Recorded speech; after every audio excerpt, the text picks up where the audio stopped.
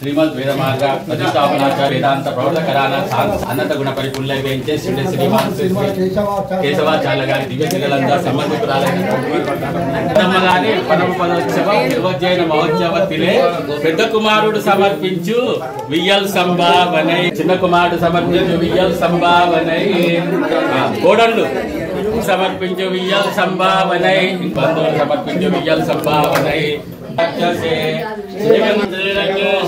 మంగళం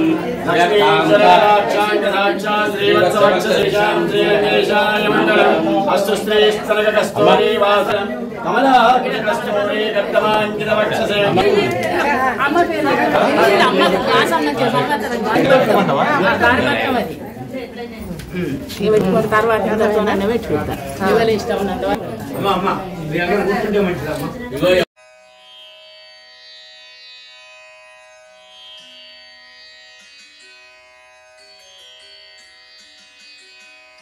ఉన్నంత సకల బంధువుల చేత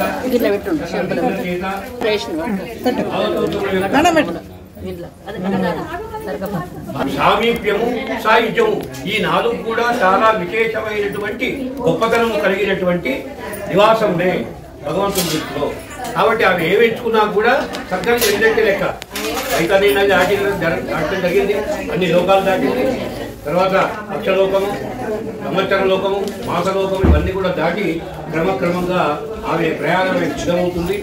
ఆ ప్రయాణంలో ఉండేటువంటి ప్రపంచం కానీ, దివ్యసూరులు కానీ, సూరులు కానీ వీళ్ళందరూ కూడా ఆమెకు స్వాగతం పలికి చక్కగా ముక్తి మార్గాన్ని ఏర్పాటు చేసి ఇక్కడ ఉండేటువంటి వాళ్లకు సంబంధీకులైనటువంటి వారి యొక్క సంతతికి చెందినటువంటి, వారి అనుసంతతికి చెందినటువంటి వారందరికీ కూడా గొప్పనైనటువంటి ఆశీర్వాదం ఇవ్వడానికి సమయం అవుతున్నటువంటి వేళ ఈ సమయం. నిజానికి 13వ రోజు కార్యక్రమం అంటే చాలా గొప్పనైనటువంటి సకల భాగవతోత్తముల చేత పూజలు అందుకొని సకల భాగవతోత్తముల చేత విశేషముగా ఆమె మన యొక్క ఆశీర్వాదం పొంది తర్వాత వాళ్ళ సంతతికి కూడా ఆ విధంగానే సేమ్ మనకు ఆశీర్వాదం ఇచ్చేటువంటి విధంగా ఈ యొక్క ప్రపత్తులు కానీ ఈ యొక్క వైకుంఠ నివాసం అనేటువంటిది చాలా పవిత్రమైనటువంటిది, చాలా గొప్పనైనటువంటిది. కాబట్టి సాలోక్య సారూప్య సామీప్య సాయుధ్యములను పొందుటకై ఆమె శక్తురాలై శక్తితో పాటుగా వారి యొక్క సంతతికి సదా ఎల్లప్పుడూ ఆ ఎన్నిగంటి వంశోద్భవంలో ఉండేటువంటి అవే దాదాపు 92 సంవత్సరాలని చెప్పారు.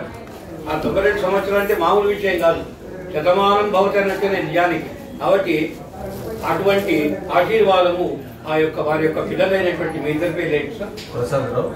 ప్రహ్లాదరావు, తర్వాత వారి యొక్క కూతురులు వీళ్ళందరికీ కూడా సమానమైనటువంటి ఆశీర్వాదం లభించి ఎల్లప్పుడూ శాశ్వత మంగళాశాసనము వారు ఇచ్చినట్టుగా, భాగవతోత్తములేమో వారికి ఇచ్చినట్టుగా భావించి మీకు ఈ యొక్క కృతకృత్యం చేయడానికి సిద్ధంగా ఉన్నది. తద్విష్ణు పరమం పదం ప్రజా ఓం నమో నారాయణాయ. అందరిలో 3 సార్లు మాత్రమే.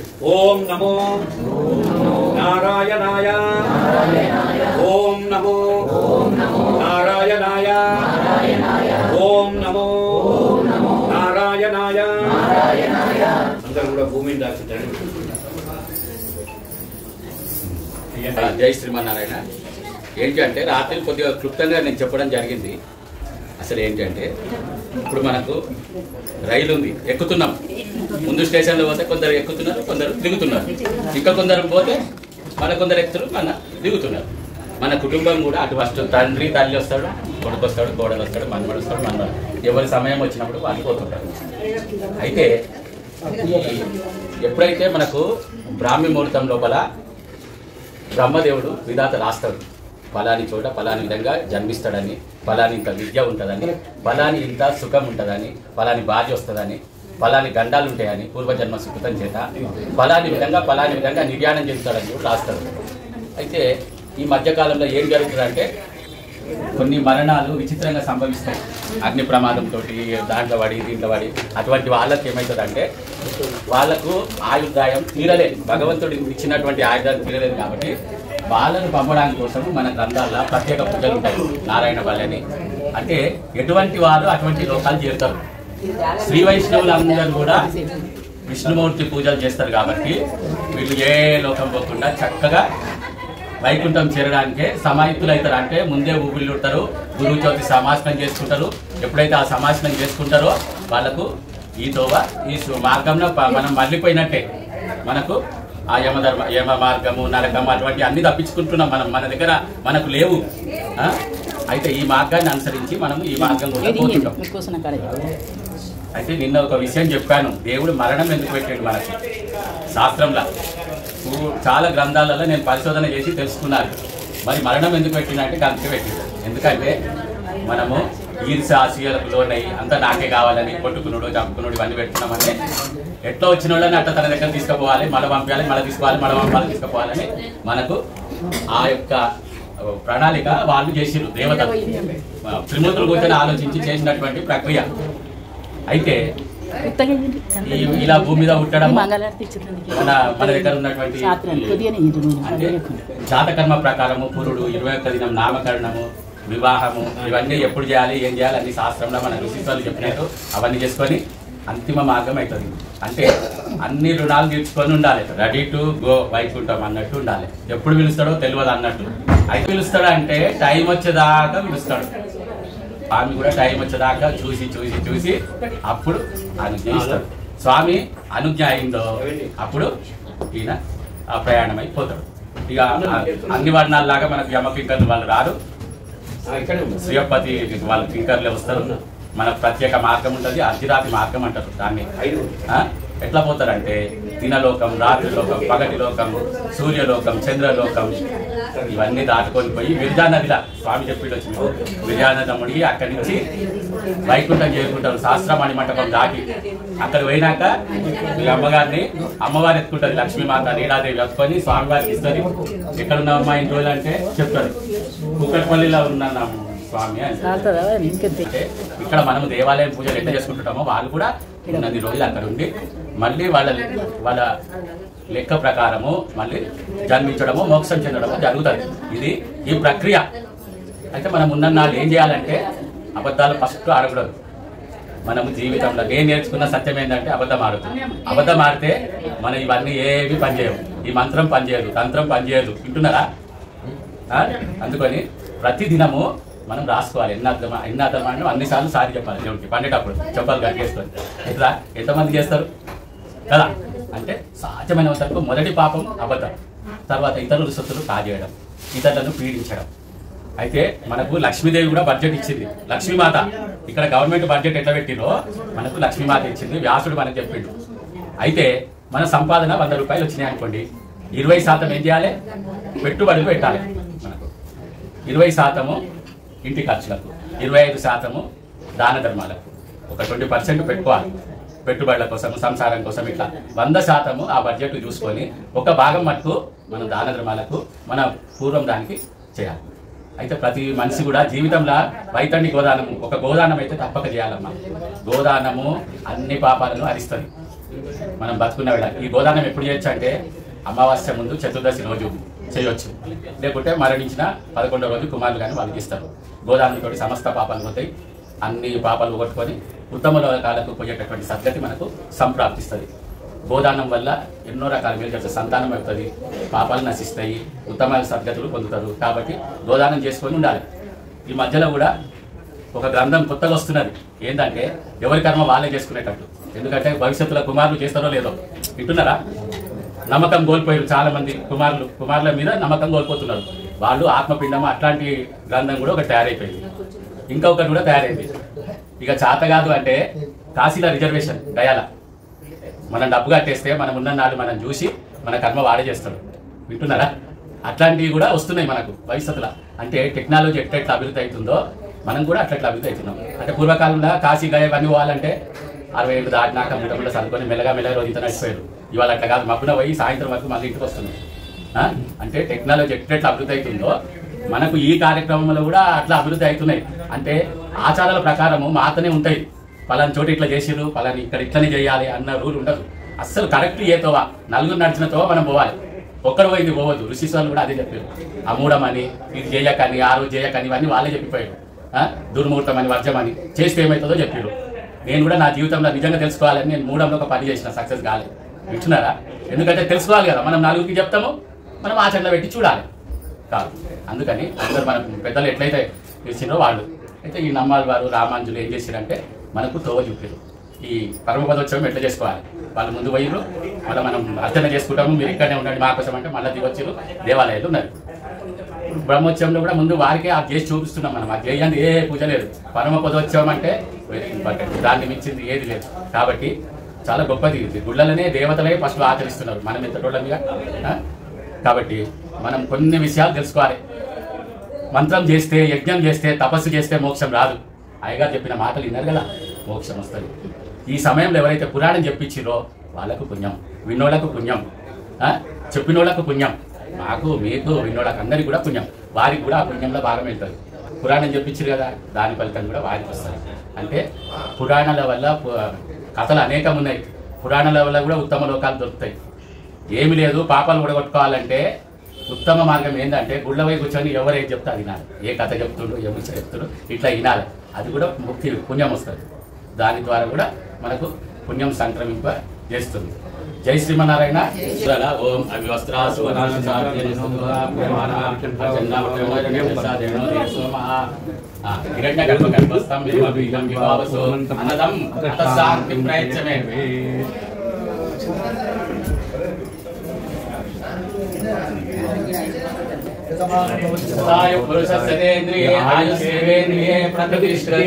గోత్రాభివృద్ధు వంశం వంశాభివృద్ధు ఆచంద్ర తారార్కో భవ.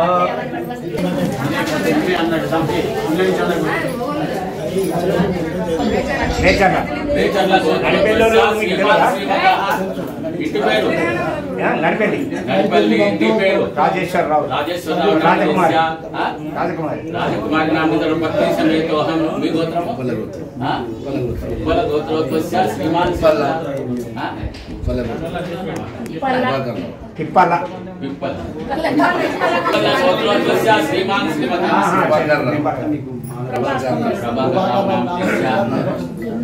జమునారాణి నామధరం పత్ని సమేతో అహం అమ్మ అనుకోండి. గోత్రం పచ్చనూరి గోత్రోద్భవస్య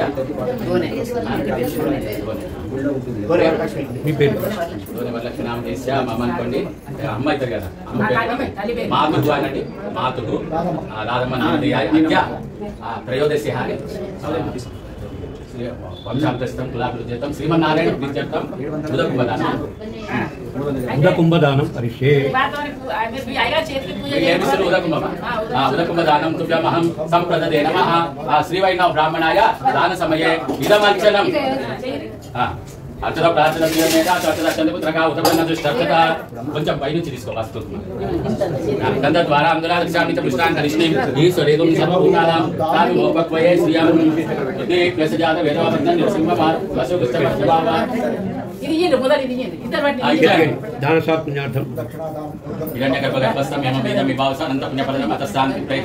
ఉదకుంభదానం దాన సాత్పుణ్యార్థం కించిత్ దక్షిణ తుభ్యమహం సంప్రదదే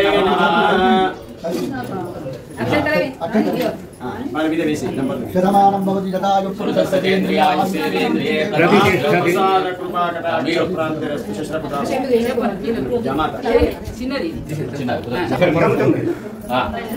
అక్షర ప్రార్థన ప్రియమేదా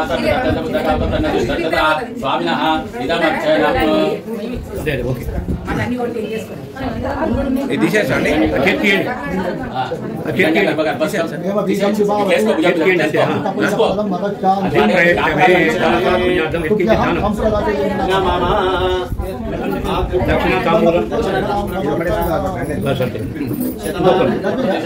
పురుషేంద్రియ ఆయుషేవేంద్రియే ప్రతిష్ఠతి.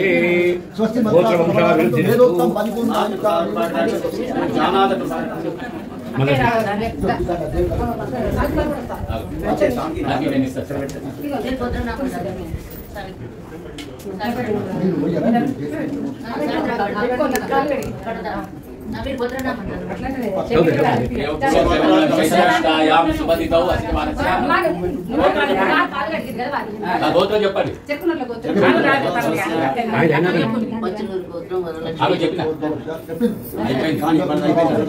చెమ్ము తీసుకొని చేతికియండి. దక్షిణ తాంబూలం అంతే, కూర్చోండి అంతే. అది అది ఇప్పుడు ఇచ్చినట్టే అంతే. ప్రతిష్ఠతి అదే అక్కడే అయ్యగారికి ఇస్తామమ్మా. వేరే అయ్యగారు తీసుకోరు. అయ్యగారికి వేరే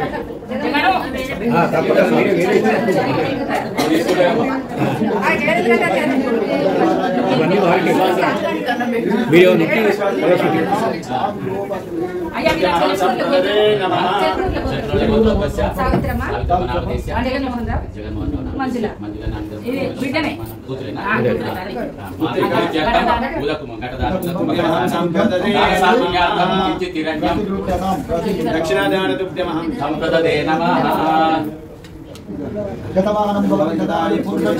ఆయుష్యేంద్రియే ప్రతిష్టతే గోత్రవంశాభివృద్ధి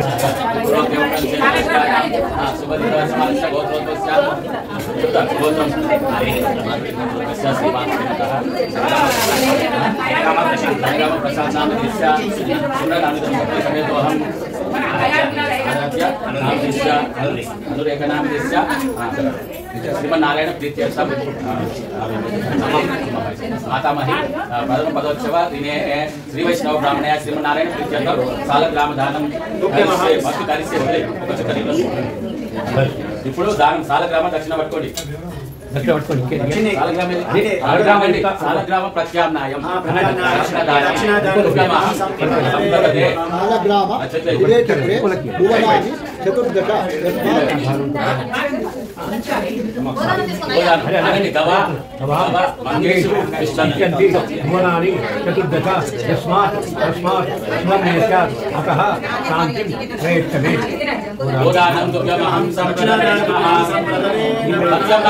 నిజంగా గోదానం కాదన్న ప్రత్యామ్నాయ గోదానం తుభ్యమహం సంప్రదతే నమః.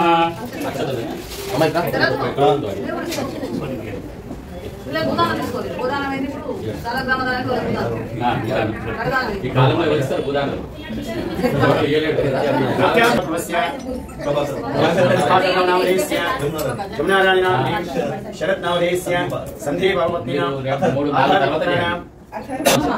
మాతామహి ప్రీత్యర్థం అంటే మాతామహి ప్రీత్యర్థం భూదాన శ్రీమన్నారాయణ ప్రీత్యర్థం శ్రీమన్నారాయణ భూదాన ప్రత్యామ్నాయం భూదానం ప్రత్యామ్నాయం హిరణ్యం దానం కలిసే దుర్గమహం సంప్రదతే నమః.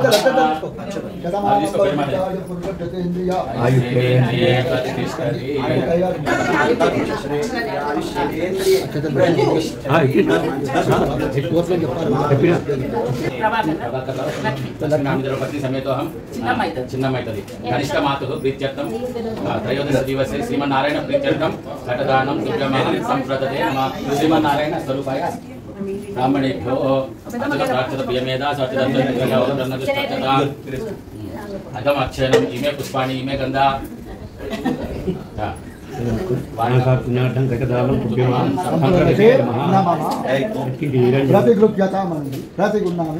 అంతే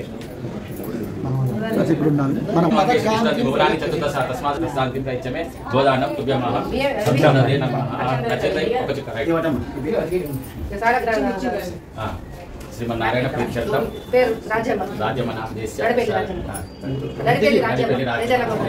శ్రీమన్నారాయణ ప్రీత్యర్థం సాలగ్రామ దానం సంప్రదతే నమః. ఆయు పురుషేంద్రియాయ శివేంద్రియే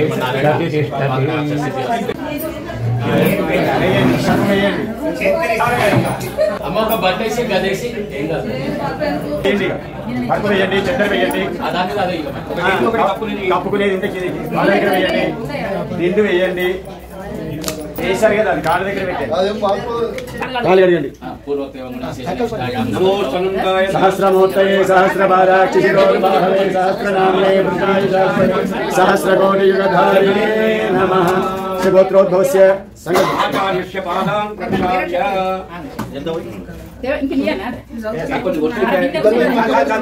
గోత్రోద్భవస్య గోత్రోద్భవస్య మీ పేరు మరి ఎవరి పేరు మీ ఇష్టం వాళ్ళు ప్రసాద్ రావు నామధేయస్య కవితానాం నేమ్ సహ కుటుంబస్య గోత్రోద్భవస్య ప్రహ్లాద్ నామధేయస్య సునీతానాం నేమ్ సహ కుటుంబస్య మరొకసారి నీళ్ళతో శరణం పవిత్రం విదం పురాణం నేన భూతాన్ని దుష్కృతాన్ని శుద్ధేన భూతాద్వాప్తమరాతింతరేమ నీళ్ళు కొంచెం ఉంచండి.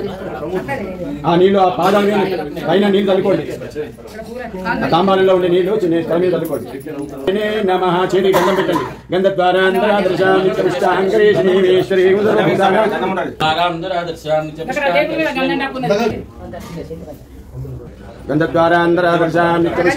పువ్వు చేతికిచ్చేయండి. ఆయనైతే పరాయ పువ్వు చేతికిచ్చేయండి. ఆయనైతే పరాయనే దుర్వారోహంత పుష్పిణే హృదయాశ్చ పుండరీకాని సముద్రస్య గృహాయిమే ఆభరణార్థ అంగుళీయ వస్త్రయుగ్మ లక్ష్మీనారాయణ విగ్రహం లక్ష్మీనారాయణ స్వర్ణ అంగుళీయకం శ్రీమన్నారాయణ ప్రీత్యర్థం ఇదమర్చనం పసుపు గంధము 5 పంచపూజ పసుపు కుంకుమ వేయండి. లక్ష్మీనారాయణ ప్రీత్యర్థం మంగళ నీరాజనం ధూపమాగ్రాపయామి దీపద్రవ్యం ధూపదీపానంతరం ధూపార్పయామి నైవేద్యం విగ్రహమా సరే అది తీసుకోవాలి. లక్ష్మీనారాయణ సంప్రదతే నమః వస్త్రయుగ్మం లక్ష్మీనారాయణ ప్రీత్యర్థం ప్రతిమాదానం ఇదేమో వస్త్రానం తుభ్యమహం సంప్రదతే నమః ప్రతిగృహ్యతాం.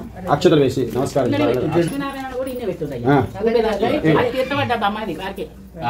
శతమానం భవతి శతాయో పురుషస్య ఆయుష్యేంద్రియే ప్రతిష్టతే ఫలసిద్ధిరస్తు తథాస్తు. మాసు శ్రీ రాధమ్మ దుర్సాని శాశ్వత శ్రీ వైకుంఠ లోక నిత్య నివాస సిద్ధిరస్తు. ఆయన పడుకుంటారు కదా, పడుకోవద్దు ఒకసారి లేపండి. మంచం లేపుతారా? లేపండి మంచాన్ని లేపండి. అదే అయ్యా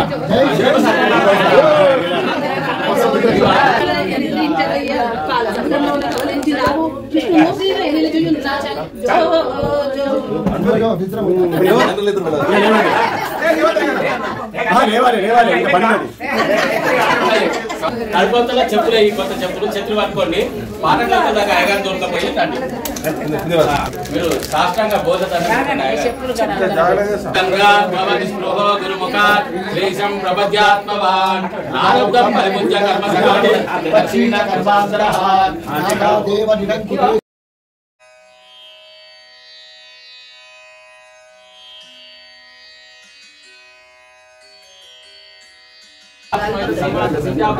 శ్రీవైకుంఠ విరక్త్యామజనం తస్మిన్ పరబ్రహ్మణః ఆయుజ్యం సంప్రాప్య ధన్యభూమా పరమపదము సాహిత్యండి.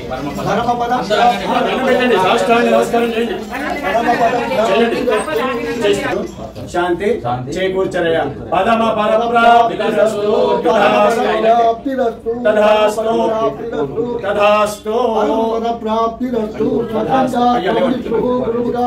ప్రపద్యాత్మవాన్ ప్రారబ్ధం పరిపుంజ కర్మ సకలం ప్రక్షేణ కర్మాంతరహాన్యాసాదేవ నిరంకుశేశ్వరమయామి గురుణమాలాన్ ఆర్దానం దధమని ఇక్కడ అవి ఎక్కడ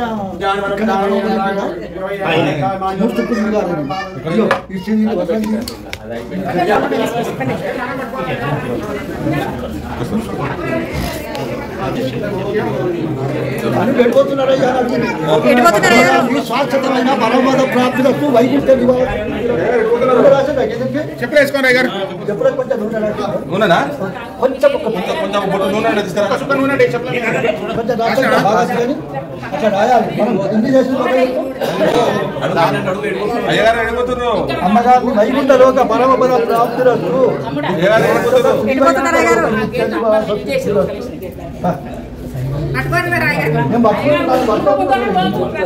ప్రసంగం ఎన్నుకుంటాం.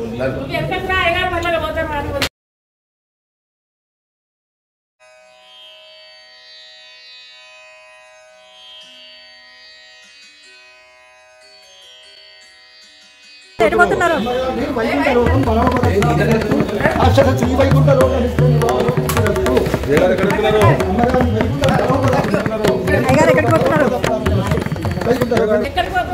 అమ్మగారిని వైకుంఠం శ్రీ వైకుంఠ లోక పరమపద ప్రాప్తి వైకుంఠలోక నిత్య నివాస సిద్ధిరస్తు పరమపద ప్రాప్తి వైకుంఠలోక పరమపద ప్రాప్తి